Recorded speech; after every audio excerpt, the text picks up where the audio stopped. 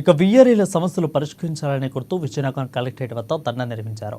విజయనగరం జిల్లాలో సుమారు 700 మంది వీఆర్ఏలు రెవెన్యూ వ్యవస్థలో కింది స్థాయి ఉద్యోగులుగా పనిచేస్తున్నారని సూర్యనారాయణ అన్నారు.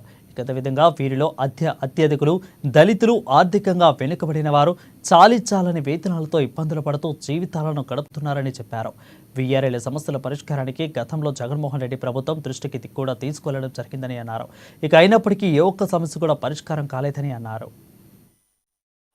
ఈ రోజు వీఆర్ఏగా పనిచేస్తున్న వాళ్ళ సమస్యలు పరిష్కారం చేయాలని చెప్పి రాష్ట్ర వ్యాప్తంగా ఉన్నటువంటి అన్ని జిల్లా కలెక్టరేట్ల వద్ద కూడా వీఆర్ఏలు ధర్నా కార్యక్రమం నిర్వహిస్తున్నారు. ముఖ్యంగా తెలంగాణ రాష్ట్రంలో అమలవుతున్నట్టుగా మన రాష్ట్రంలో కూడా పే స్కేల్ అమలు చేయాలని చెప్పి కోరుతున్నాము. అదే విధంగా నైట్ డ్యూటీలు, స్క్రీన్ల వద్ద డ్యూటీలు చేయిస్తున్నారు. మన జిల్లాలో నెల వద్ద కూడా వీఆర్ఏలతో చాకరీ పనులు చేస్తున్నారు. ఇది సరైనది కాదు.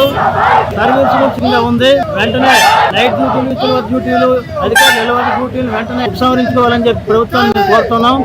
అలాగే వీఆర్ఏలు, పాత వీఆర్ఏలు ఎవరైతే ఉన్నారో సర్వీసులో చనిపోయినటువంటి వారి తాలూకా వారసులు ఈరోజు నామినీలుగా పనిచేస్తున్నారో వాళ్ళందరినీ కూడా రెగ్యులర్ చేసి వాళ్ళ బ్రతుకు భరోసా కల్పించే విధంగా ఉద్యోగ భద్రత కలిపి మేము ప్రభుత్వాన్ని కోరుతున్నాం. దాంతోపాటుగా ఈరోజు ప్రమోషన్లు చాలా ఎక్కువ ఉన్నాయి. ప్రమోషన్లు ఇవ్వాలి. ఖాళీ పోస్టులు చాలా ఉన్నాయి. ఖాళీ పోస్టులు అన్నింటినీ కూడా వీఆర్ఓ, వాచ్మెన్ పోస్టులు ఉన్నాయి. వీటన్నిటిని కూడా అర్హులైనటువంటి వీఆర్ఏలతో భర్తీ చేసి వాళ్ళకు ఒక భద్రత కల్పించాలని చెప్పి ఈ సందర్భంగా మేము ప్రభుత్వం కోరుతున్నాం.